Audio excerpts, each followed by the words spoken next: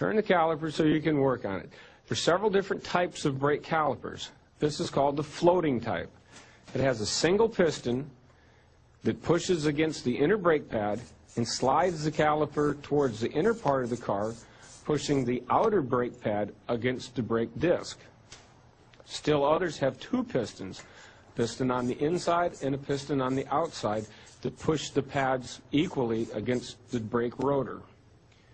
I've just removed the brake hose hold-down bolts. That'll help us get the caliper out of the way so we can replace the pads. I'm removing the lower hold-down bolt that keeps the caliper securely against the caliper housing. This one has one on the top and one on the bottom.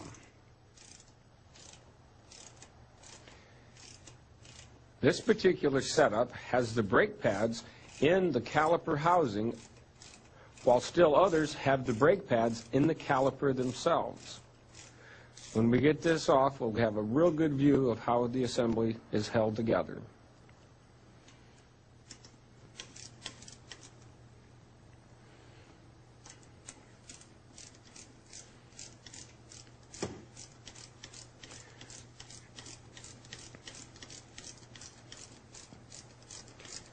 You've already inspected your brakes and you know that you need to put new pads on.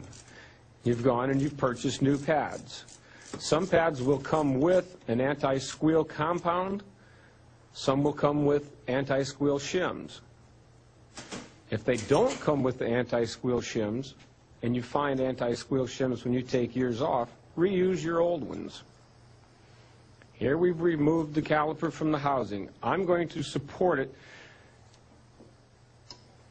with a utility cord so that the caliper itself doesn't hang from the brake hose. This is something we don't want to put any extra stress on. Remove the pads. At this point, you can inspect the inner side of the brake rotor for any gouging.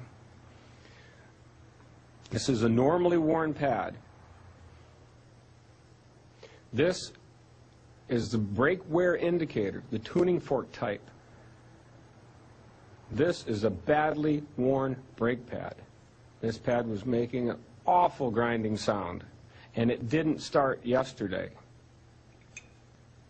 This pad needed to be replaced, and the rotors. That's why we inspect them before they get to that point.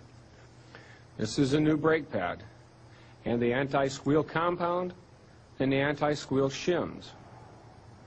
Put a generous amount of the anti-squeal compound on, but not so much that it squeezes out from around the sides of the shims. Keep in mind that you want to put the inner pad back on the inside and the outer pad back on the outside. And it's a big help to keep the other side of the car assembled so you've got something to look at in case you have a question. Brake squeal generally comes from the piston pushing on the backing plate of the brake pad, not the brake pad pushing on the rotor. Repeat the anti-squeal compound on the outer pad and replace the shim. If your new pad kit didn't come with new shims and you took shims off, go ahead and reuse them.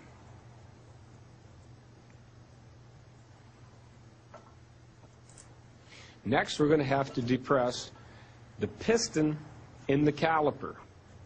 We'll have to get the piston back to its fullest extent in order to fit the caliper back over the new, wider brake pads.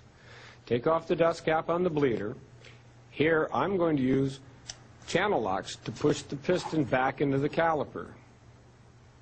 You want to open the bleeder nipple in order to let the fluid out of the caliper while you depress the piston. Don't just force the piston back into the caliper because you'll push the fluid into the system and cause a spongy pedal.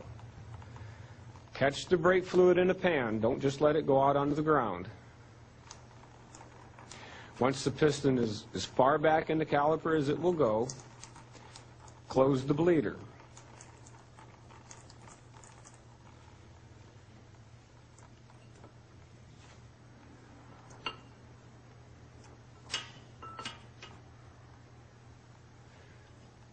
Now we'll fit the caliper over the new brake pads and secure it to the caliper housing.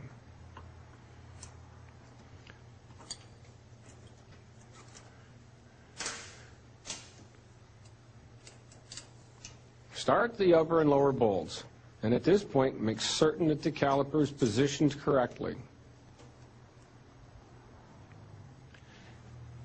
Now if you get in here and see that there's more work to be done, or more work than you want to do, at least you'll know the true condition of your brakes, and you'll be able to get an accurate estimate from a mechanic willing to do the job.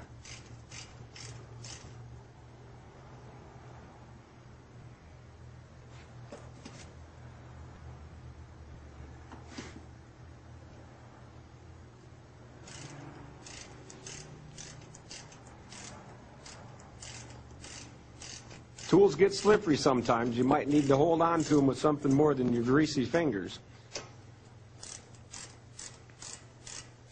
And have a good hand cleaner ready for when the job's over.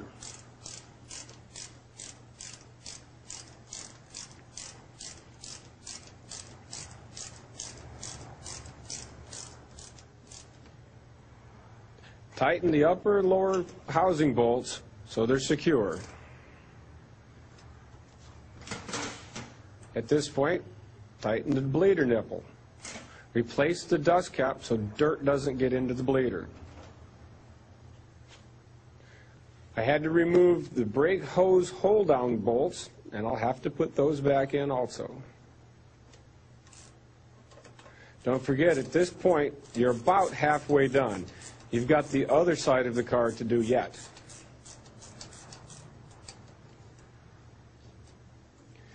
Remember, when you're working with the brake solvent, the aerosol brake solvent, we'll use it in a well-ventilated area.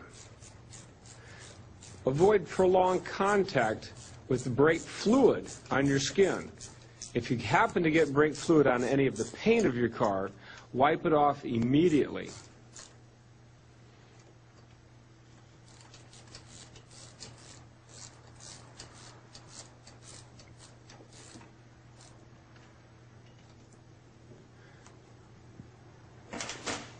Now let's replace the road wheel.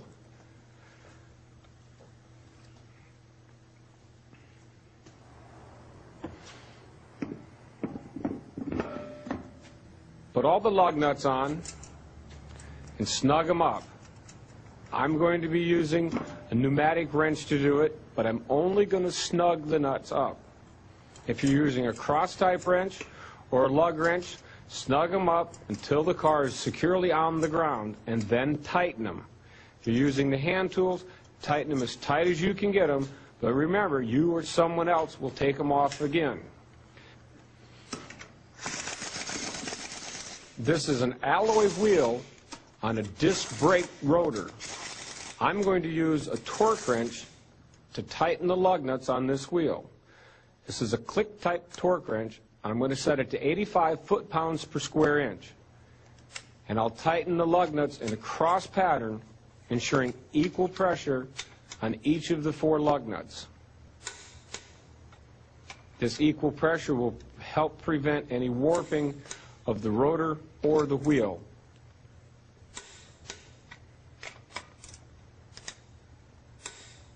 This next step is very important.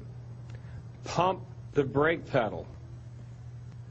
Don't even start the car, get in it and pump the pedal. You have to push the piston and the pads back out against the rotor.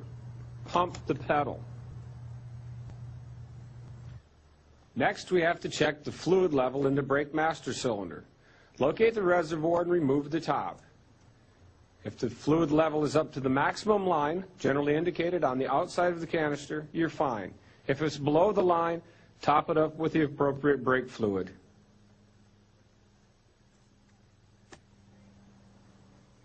As you can see, disc brake pad replacement isn't that tough if you remember these important points.